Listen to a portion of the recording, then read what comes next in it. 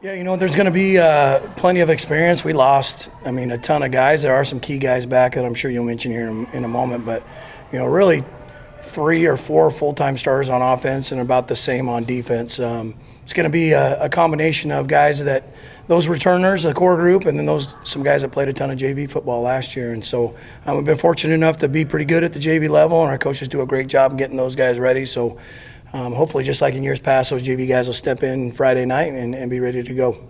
Now, as far as key positions, we talk about quarterback. You lost a pretty good one from last year. Now you've got kind of a 3-way battle going, and I'm sure that you're hoping that something will rise to the top before game 1.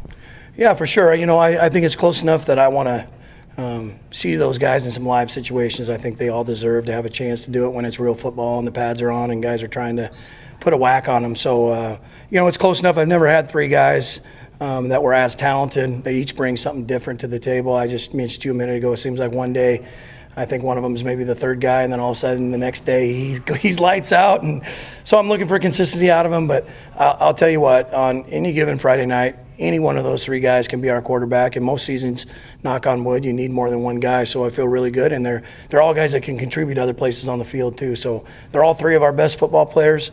They're all going to play somewhere. I would bet as many as 2 of them will be the quarterback at some point, and maybe even a 3rd. You never know.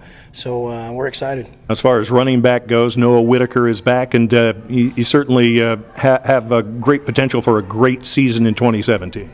For sure, production-wise, probably the best back we've ever had. Midway through that sophomore year, stepped in. We had 3 or 4 guys go down. And he's never looked back. He's been the guy ever since, gotten bigger, stronger, faster, just does all the right things, great kid, and so we're lucky to have him. Now on the defensive side of the football, what's it look like for West? Guys are flying around. Coach Ramirez and those guys do an awesome job. I'm so blessed to have those guys over there doing the defense. A lot of the same guys. I do think we have some depth where you might see 5 offensive linemen that aren't playing D-line, maybe 1 or 2 of them, maybe a Christian Janes and Jonah Tinseth. Some of those guys could play DN and turn around and play tight end. For the most part, we'll have a fairly balanced group that can play offensive line, play defensive line, and then be backups on the other side of the football. Feel really good about our linebackers. We got big, fast, strong guys that can run, and then a lot of speed in our secondary.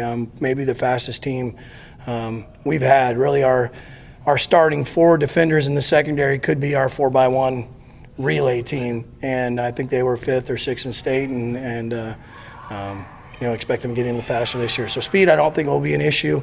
I think the big thing for us is staying healthy up front and gaining that experience. Right out of the gate, you're going to have some teams that are going to get after you. I think if we can weather the storm early, we have enough offensive weapons, we can be a dangerous team. So I feel good defensively. I feel good offensively. It's just a matter of us. We're going to stub our toe a few times in those early games, and it's going to be one of those, what are they thinking? And then by the end of the year, we usually have a chance to put together a pretty good ball club.